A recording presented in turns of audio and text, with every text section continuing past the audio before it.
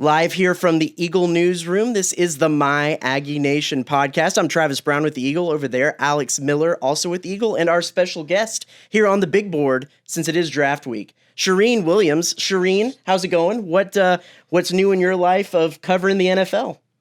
Well, it's a busy week, obviously, with the draft going on, and then we'll slow down a little bit. There'll be some OTAs coming up for teams, but it's starting to slow down a little bit, and that's good. So there's never a day off in the NFL. People say, what do you do in the offseason? It's always busy in the offseason, 365 days a year.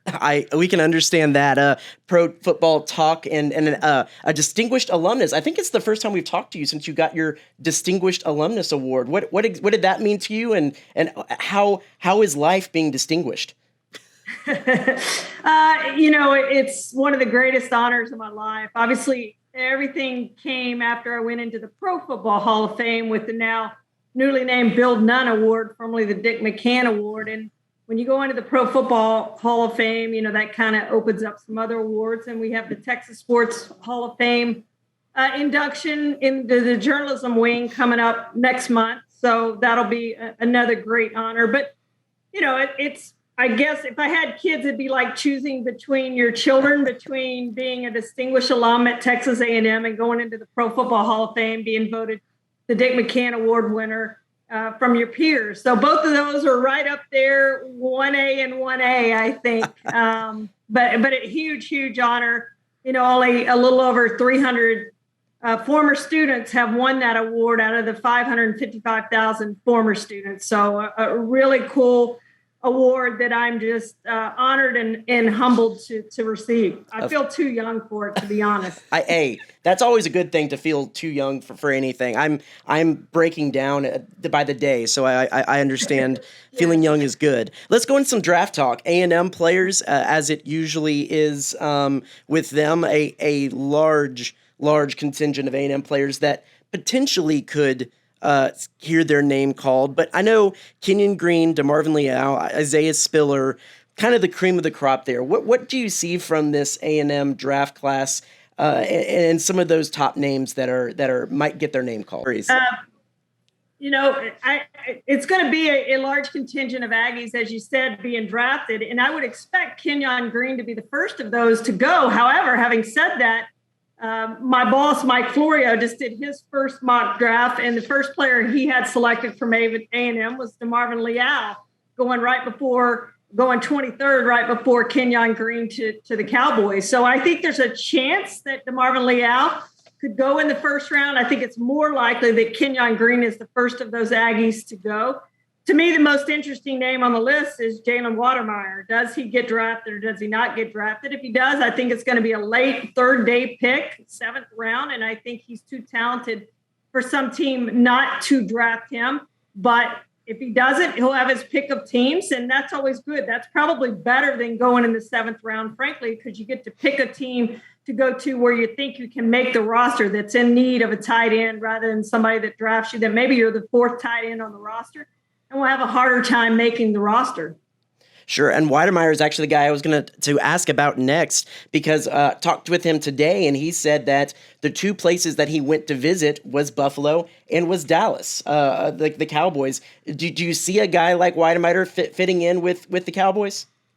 I do, because they need a tight end, and that makes perfect sense because of what they have at the position. Of course, they used the franchise tag on Dalton Schultz, and they have Jeremy Sprinkle, who's mostly a blocker. But other than that, I would think that they're going to draft a tight end at some point in this draft. And, he just tested so poorly. He had 14 career penalties. He had drops last season, 5 catches, no touchdowns in the 4th quarter last season. I didn't even realize that until doing research from some of the scouts. So his numbers were just not there. And I had scouts right after the season telling me, he better go back to school. He better go back to school. He better go back to school.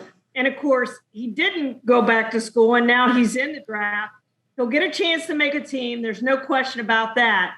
And I hope he does get drafted. But hopefully this serves as a wake-up call that he's not going to go in the first 2 days of the draft.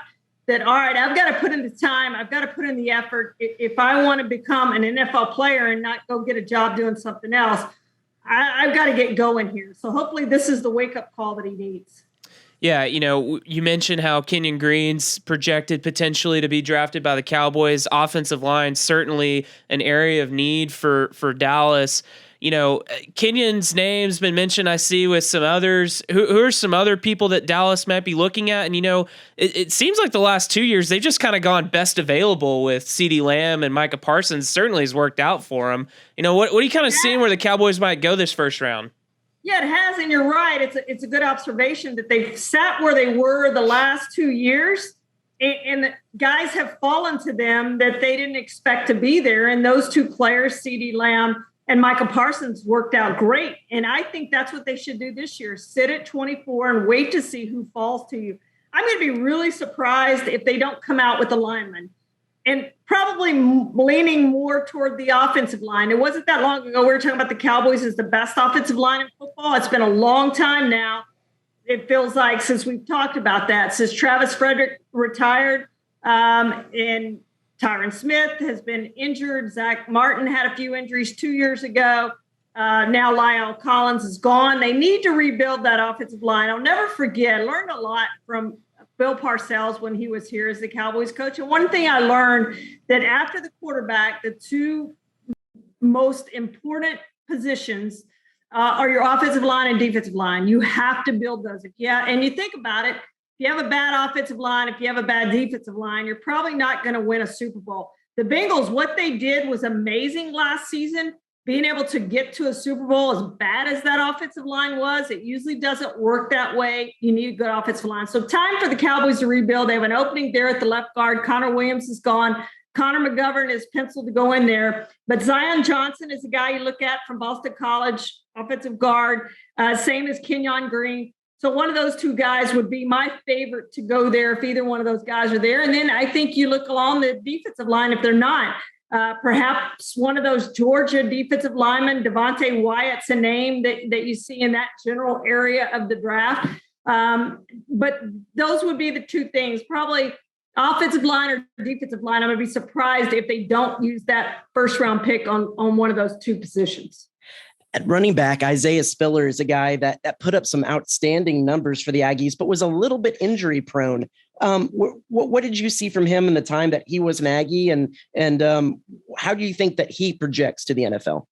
I love Isaiah Spiller, and a lot of scouts love him too, despite the 4.63 40-yard dash that he ran. Remember, Emmitt Smith ran really slow on his pro day too, which caused him to fall in the first round. Probably won't be a running back drafted in the first round. I mean, that's kind of become the MO of teams, is to wait until later in the draft to take running backs. But Isaiah Spiller is going to be one of the first running backs taken in this draft. First, second, or third running back taken. Probably a second day pick, that second to third round. Perhaps he waits and goes in the fourth round. But I think somebody will snap him up in the third round. That's kind of the general area I expect him to go. And what scouts love about him, I talked to one not too long ago, is that he's a 3-down back. He can block, he can catch, he can run the ball. And they just really like what he does. And you talk about the Cowboys senior running back, they're going to cut probably Ezekiel Elliott after this season, unless he redoes his contract. Maybe they come to some contract agreement where they cut his salary and he stays. But more likely than not, they're done with Ezekiel Elliott after this year. Tony Pollard becomes a free agent. Maybe they re-sign him, maybe they don't. But you're looking at possibly a completely rebuilt running back room after the season. So maybe a team like Dallas, that wouldn't be your first thought to get Isaiah Spiller, would be a team that would draft him thinking about the future at that position. But a lot of teams need running backs, third to fourth round. He's going to hear his name called, and he's going to get a chance to go play for somebody and be very productive in this league. I think he will be very productive in this league.